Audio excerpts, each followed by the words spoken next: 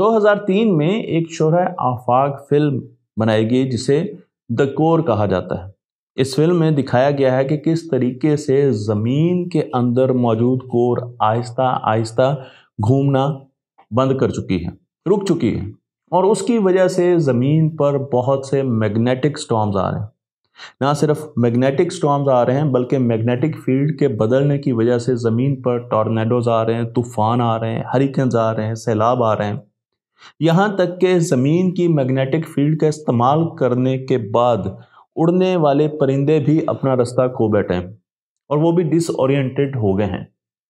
इस फिल्म में बताया गया है कि किस तरीके से ज़मीन की कोर को दोबारा मूवमेंट में लाने के लिए न्यूक्लियर एक्सप्लोजन का इस्तेमाल किया गया, लेकिन ये फिल्म फिर भी साइंस से बहुत ज़्यादा दूर है। इसे साइंस के मुताबिक नहीं समझा जाता, लेकिन अब हमें एक ऐसी रिसर्च नज़र आ रही है जो कि शायद इस फिल्म से करीब तरीन है।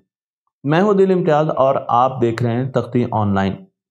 अगर हम ज़मीन की बात करें तो ज़मीन भी प्याज की तरह है। इस पर तह दर तह मुख्तलिफ लेयर्स हैं। जिस तरीके से प्याज की मुख्तलिफ परतें होती हैं, बिल्कुल ज़मीन पर भी ऐसी तहें मौजूद हैं। हम अगर स्पेस से ज़मीन की तरफ आएँ तो सबसे पहले हमारा टाकरा होगा एग्जोस्फेयर से। एग्जोस्फेयर वो जगह है जहां पर स्पेस क्राफ्ट ज़मीन के गिर्द मूव करते हैं। अगर आप ज़मीन से 6200 मील ऊपर चले जाएं तो 6200 मील ऊपर से लेकर अगर आप 960 मील तक नीचे आएं तो वो जो हिस्सा है उसे एग्जोस्फेयर कहा जाता है। उससे नीचे अगर आप आएँ तो 372, बहुत नीचे 372 मील से लेकर 86 मील तक थर्मोस्फेयर मौजूद होता है, जहां पर सैटेलाइट्स ज़मीन के गिर्द चक्कर लगा रही होती हैं। 85 मील से 32 मील के बीच में मीजोस्फेयर मौजूद होता है, जहां पर आप टूटे हुए सितारे ऑब्जर्व करते हैं। जब सितारे आते हैं तो वो मीजोस्फेयर से एंटर होते हैं और रोशन होना शुरू हो जाते हैं, तो हमें नज़र आना शुरू हो जाते हैं। 31 से लेकर 11 मील तक स्ट्रेटोस्फेयर मौजूद है, जिसके अंदर ओजोन लेयर भी होती है। तो ओजोन लेयर 31 से 11 मील के बीच में स्ट्रेटोस्फेयर के भी बिल्कुल निचले हिस्से पर मौजूद होती है। और फिर हम आते हैं 10 से लेकर ज़मीन की सतह पर, 10 मील की एल्टीट्यूड से लेकर ज़मीन की सतह पर, जिसे ट्रोपोस्फेयर कहा जाता है, जिसके अंदर बादल मौजूद होते हैं, हमारे जहाज़ उड़ रहे होते हैं, पहाड़ की चोटियाँ उसके अंदर मौजूद होती हैं। तो ये वो सारी तहें हैं जो ज़मीन के ऊपर मौजूद हैं। लेकिन अब हम ज़मीन की सरफेस के भी नीचे जाएंगे, तो जो हम ज़मीन के अंदर की तरफ जाएंगे हमें और तहें मिलना शुरू हो जाएंगी, जिन्हें इनर स्ट्रक्चर कहा जाता है। तो हम सबसे पहले क्रस्ट की बात करेंगे, जो ज़ीरो से लेकर ज़मीन की सतह से लेकर 62 मील अंदर तक मौजूद है। अगर हम 1802 मील अंदर जाएंगे तो हमारा सामना मेंटल से होगा। अगर आप मेंटल के बारे में नहीं जानते तो मैं आपको बताता चलूं कि वो जगह जहां रॉक्स गर्म होकर लावा बन चुकी होती हैं, मैग्मा बन चुकी होती हैं, उसे मेंटल कहा जाता है। और आप तस्वीर में भी उस हिस्से को देख सकते हैं। और फिर शुरू होती है ज़मीन की कोर। ज़मीन की कोर के भी दो हिस्से हैं। एक वो हिस्सा है जो सॉलिड होता है और एक वो हिस्सा है जो लिक्विड होता है। पहले लिक्विड हिस्सा आता है। अगर हम ज़मीन की सतह से कोर की तरफ जाने की कोशिश करें तो पहले लिक्विड हिस्सा आएगा, आउटर कोर आएगी, जो कि 1367 मील पर मुश्तमिल है। और फिर हम दाखिल हो जाएंगे ज़मीन की इनर कोर की तरफ, जो कि सॉलिड है, 3200 मील पर मुश्तमिल है। मैं आपको यह भी बता दूं कि ज़मीन की इनर कोर आयरन और निकल से मिलकर बनती है। तो अगर आप ज़मीन का एक मॉडल बयान करें तो बड़ा आसान है कि ऊपर भी आपके पास सॉलिड सरफेस है, क्रस्ट जो है वो सॉलिड सरफेस है, बीच में लिक्विड है और बीच में जाकर एक बंटा है जिसे कोर कहा जाता है और वो भी सॉलिड है। तो एक फुटबॉल है जिसके ऊपर सॉलिड है, बीच में पानी भरा हुआ है और बीच में एक बंटा है। ये ज़मीन का एक सिंपल सा मॉडल है जो मैंने आपको यहाँ पर दिखाया। जब भी ज़मीन पर सिस्मिक एक्टिविटी होती है, कहीं आतिशबाज़ फटते हैं, तो ज़मीन पर मुख्तलिफ़ किस्म की वेव्स प्रोड्यूस होती हैं। उनमें से दो वेव्स का जिक्र मैं यहाँ पर कर रहा हूँ, जिसे पी वेव और एस वेव कहते हैं। पी वेव ऐसी वेव है जिसको मैंने तस्वीर में दिखाया है, जिसमें रॉक्स जो होती हैं वो साइड वाइज मूव करती हैं, ऐसे मूव करती हैं। तो ये वेव इस तरीके से जा रही है और रॉक्स ऐसे मूव कर रही हैं।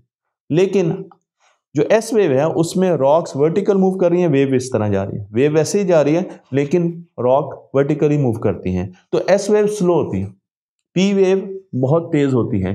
तो पी वेव अगर 100 किलोमीटर तय करती है तो एस वेव 60 किलोमीटर तय करेगी, यानी उससे बहुत ज़्यादा स्लो होती है। मैं आपको यहाँ पर एक तस्वीर दिखा रहा हूँ और आप देख सकते हैं कि यहाँ पर हमारे पास एक जगह है जहाँ पर सिस्मिक एक्टिविटी हुई, वहाँ पर एक आतिशबाजी पहाड़ फटा और वहाँ से वेव्स जनरेट हुई और हमारे पास एक सेंसर लगा हुआ है, एक सीस्मिक स्टेशन लगा हुआ है जो कि सेंस कर रहे हैं इन एक्टिविटीज़ को, और वो दूसरी तरफ लगा हुआ है।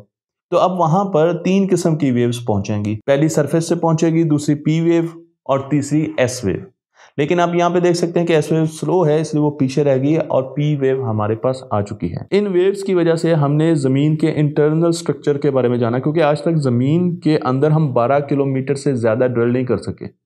तो इन वेव की मूवमेंट की वजह से, इनकी स्कैटरिंग की वजह से हमें पता चला कि ज़मीन के अंदर मेंटल भी मौजूद है और ज़मीन के अंदर कोर भी मौजूद है, और मेंटल लिक्विड फॉर्म में है जबकि कोर लिक्विड और सॉलिड फॉर्म में मौजूद है।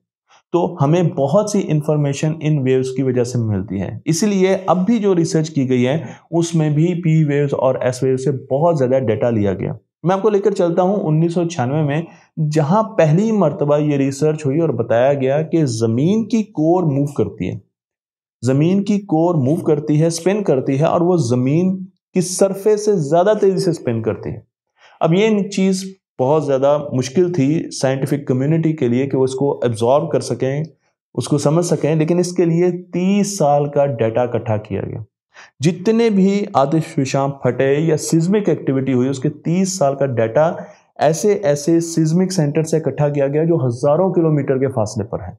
वहाँ पर इन वेव्स का रिकॉर्ड स्टडी किया गया और उसके बाद फिर ये इंफॉर्मेशन हमें दी गई कि ज़मीन की कोर मेंटल के रिलेटिव भी मूव करती है और ज़मीन की सरफेस के रिलेटिव भी मूव करती है।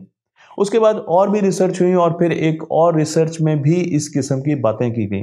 मैं आपको जो पहली रिसर्च है उनकी करने वाली टीम से मिलाने जा रहा हूँ। यहाँ पर आप देख सकते हैं जियोफिजिसिस्ट हमारे पास शियोडोंग सॉन्ग हैं और उसके साथ पॉल रिचर्ड्स हैं। तो सॉन्ग साहब ने सबसे पहले ये बताया कि ज़मीन की जो कोर है वो मूव करती है, तेज़ी से मूव करती है ज़मीन की सरफेस से, जिसको बहुत ज़्यादा इनिशियली कंट्रोवर्शियली देखा गया कि ये ठीक ऑब्जर्वेशन नहीं है। लेकिन फिर उसके बाद एक और रिसर्च की गई और उस रिसर्च में 1969 से लेकर 1971 का डाटा देखा गया और उसमें भी बताया गया कि ज़मीन की जो कोर है वो स्पिन करती है, लेकिन उस वक्त उसकी स्पिन स्लो थी। तो 90s में हमने देखा स्पिन तेज थी, 70s का जो डाटा था उसमें स्पिन स्लो थी, और फिर अब रिसेंटली इन्होंने डॉक्टर सॉन्ग ने ही एक रिसर्च पेपर पब्लिश किया है नेचर जियोसाइंस में, और इस पेपर में उन्होंने 1995 से लेकर 2021 तक का डाटा हमें बताया है, उन्होंने एनालाइज किया और फिर उन्होंने बताया कि 2009 में ज़मीन की जो कोर थी वो मेंटल से ज़्यादा तेज से मूव कर रही थी, लेकिन फिर वो आहिस्ता आहिस्ता रुकना शुरू हो गई, स्लो होना शुरू हो गई, और फिर एक वक्त ऐसा आया कि ज़मीन की कोर बिल्कुल रुक गई। जी हाँ, बिल्कुल अभी कुछ अरसे पहले ज़मीन की कोर बिल्कुल रुकी और वो अब रिवर्स डायरेक्शन में मूव करना शुरू हो गई।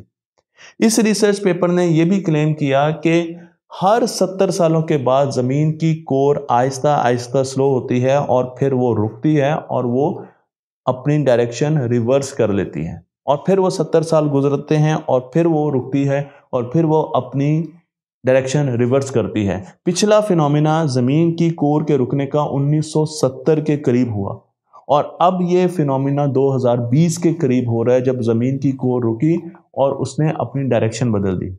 लेकिन इस कोर की मूवमेंट के रुकने से और रिवर्स होने से ज़मीन पर क्या इफेक्ट आएगा, क्योंकि ज़मीन की मैग्नेटिक फील्ड इसी कोर की मूवमेंट से ही प्रोड्यूस होती है।